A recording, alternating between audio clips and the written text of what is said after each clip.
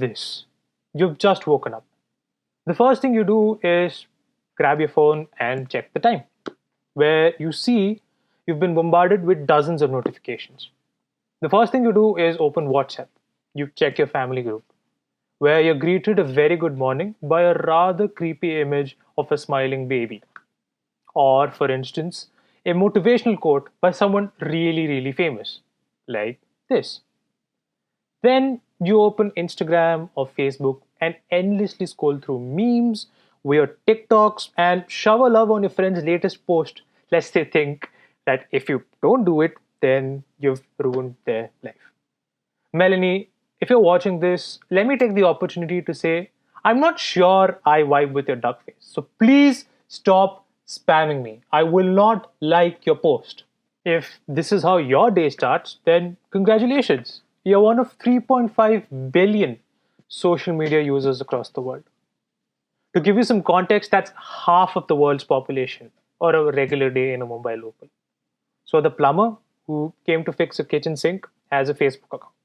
Your teacher, who you're probably making fun of on Instagram, they know what you're up to and they're on their way to ring up your parents. This is a place where you find heartbroken 12-year-olds reciting poetry about relationships, housewives finding their passion by posting cooking videos, and angry uncles ranting on Twitter after a rather heavy session of drinking. Social media has truly made the world a smaller place to live in.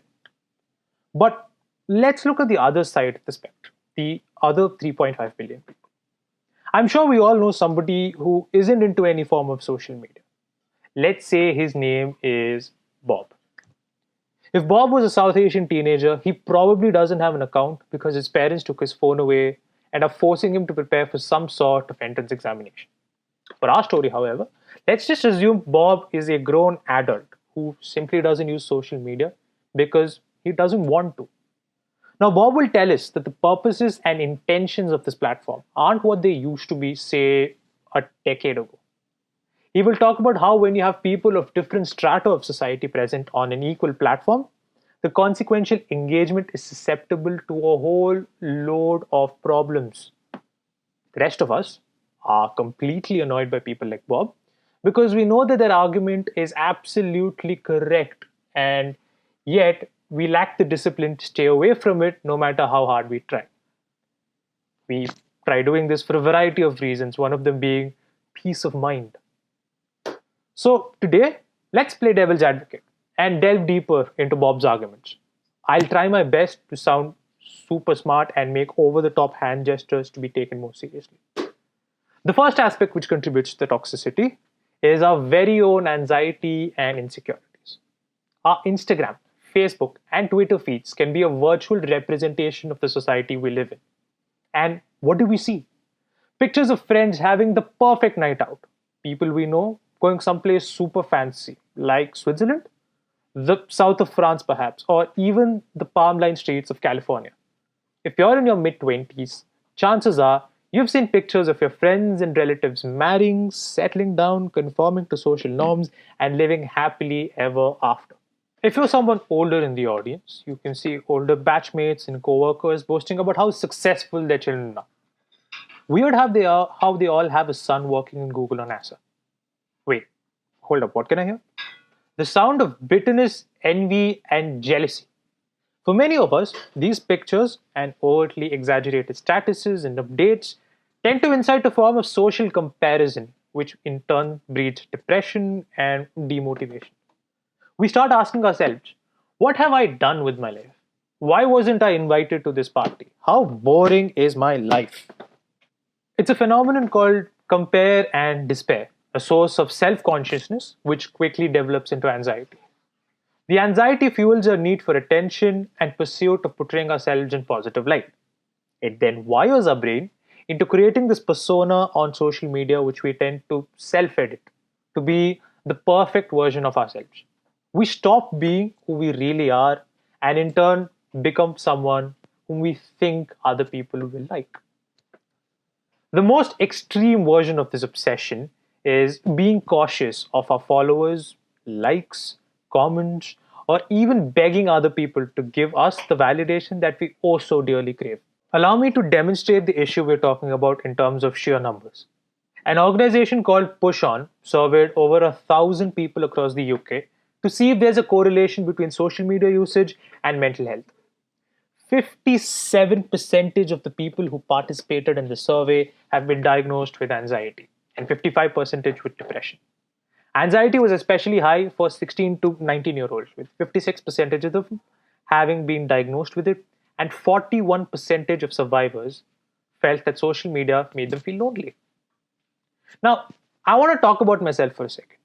I spent these million years of quarantine by simply scrolling through my Instagram feed, felt miserable about not being productive enough, and yet ended up finishing the Netflix catalog and kept playing Fortnite and Valorant. I was bored out of my mind.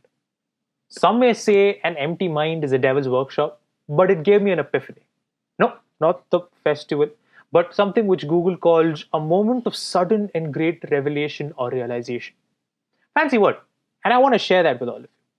The epiphany is simply this: some people are way more successful than you.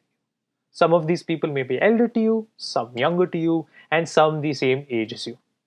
It may be because they're smarter than you, or they're complete idiots.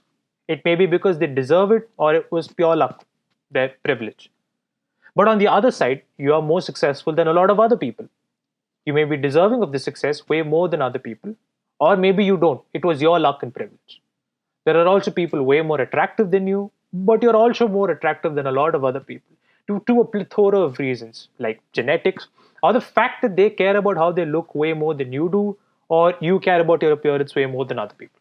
Oh, and some people are richer than you, more knowledgeable, and simply way happier than you. And you are also more richer, knowledgeable, and happier than some other people. Look, the point of sharing my epiphany wasn't to give you a mixed bag of opinions to ponder upon. Rather, I want us all to be aware of our strengths, weaknesses, and have a realistic appraisal of our talents. People have different circumstances, so please stop the comparisons. The minute we stop being so insecure about ourselves, that's when real happiness begins. Social media, however, is not just a source of entertainment or where your friends post mirror selfies they take every time they go out. It has also become a platform for the voiceless and a poster boy for transparency and engagement. Mark Zuckerberg, the founder of Facebook and the man pictured here wearing too much sunscreen, once said, "By giving people the power to share, we're making the world more transparent." And he couldn't be more correct. Major socio-political revolutions over the past decade: the Arab Spring, the pro-democracy protests in Hong Kong, Belarus, and Sudan, and the Me Too movement can all find their roots to deep, insightful discussions on social media. It has helped topple powerful people who were once thought to be untouchable by bridging the gap between them and the common man. Chances are most of the general knowledge you and I possess today comes from some form of social or visual media. But amidst the many discussions that we have on this platform every day, the odds are we may not agree with each other on everything. And in an ideal world, that should be perfectly okay. Now, open Twitter. I'll wait. Okay, I just realized this is a pre-recorded conversation, so I assume you already have. You will have people disagreeing over everything from politics, religion, caste, and even TV shows. Oh my god, Friends is the best show in the world. Oh, Chandler, what a mood. If you don't think this is the best show, something is clearly wrong with your sense of humor. Okay, Karen, I get that you love the show, but stop eating my soul by forcing me to agree with your opinions. And that, ladies and gentlemen, is the most featherweight example I can give of how you're forced to agree to an opinion on social media. And if it's a more serious discussion with someone who sleeps in their mom's basement, you will be met with unsavory insults if you're not on the same page. And get ready for multiple tweets, Instagram stories with the same tweets, and attempts to shame you and pull you down by digging into your past. At this very instant, social media has lost its true intentions of being a simple platform for engagement. It has become one filled with hate and ignorance. Is there anything inherently wrong about listening to what the other person has to say and having a discussion without getting all defensive and be open? We don't need to respect a person's opinion, yeah? But we can certainly learn to respect another person's right to have an opinion, right? Some of you may not be convinced, but I want to demonstrate this point of mine with an example. Suppose I tell you, a friend of mine broke his hand. Now, a lot of you in the audience would be tempted to sympathize and ask me if he's doing okay, because me conveying this piece of information means that everyone needs to sympathize with. Now, what if I forced you to care and sympathize with? Or what if I attacked you for not caring too much apart from a simple, I hope he's doing okay? You lot don't mean harm to anyone, but would you like it if someone orders you to feel in a way and they don't give you the choice? Now, what if you get to know that my friend broke his hand because he punched a stranger? You will feel that he deserved to get his hand broken. And now, what if I told you he punched the stranger because he tried stealing the purse of an elderly woman? Did I Christopher Nolan the hell out of you? Fun fact, I just knocked my headphones off. Anyway, what I'm trying to say is that truth is multidimensional and it has different layers and context to it. Things aren't always black or white. Some can be grey too. So why should we force anyone to accept or agree with our narrative and take on situations? It's like how Batman says, if you kill a killer, the number of killers in the room remains the same. Have we truly achieved our original purpose of spreading our message by rubbing it over other people's faces by force at the cost of their mental health and yours? Now, of course, I'm not implying that we shouldn't express our opinions on social media. I'm not even implying that we shouldn't stand up for the right causes. But not all our fingers look the same. So isn't it obvious that we might also think in different ways? Over the course of 2019 words, see what I did there? I have used the word social media as many times as you've heard a certain Karen in your life tell you how great of a show Friends is. I'm only the millionth TED speaker to talk about the evils of social media. But again, this speech wasn't an advisory on how you should deactivate all your social media accounts, go outside, smell the flowers, and do goat yoga. I'm also not attempting to whitewash and tell that I have never done all of those things I talked about earlier. I have, and chances are you have too. 2020 has certainly not been a great year. We've seen the worst and lost the people we love. But at times like these, the only thing which unites us is the hope that sometime in the future, we'll raise above the odds and stay sane in the meantime. We deserve a break, need to chill out for a bit, and accept the fact that not everyone's the same, and not get too self-absorbed. While most of us can't stay off social media, the least we could do is tailor a more positive experience for ourselves and others while we're on it. And the least I can do is hope for a world where people accept themselves and others for the way they are. In conclusion, relax, calm down, have some tea. And don't forget to follow me on Instagram at KingfisherPapi. Hashtag like for like. Hashtag follow for follow. Hashtag. Thanks for hearing me rant and cheers.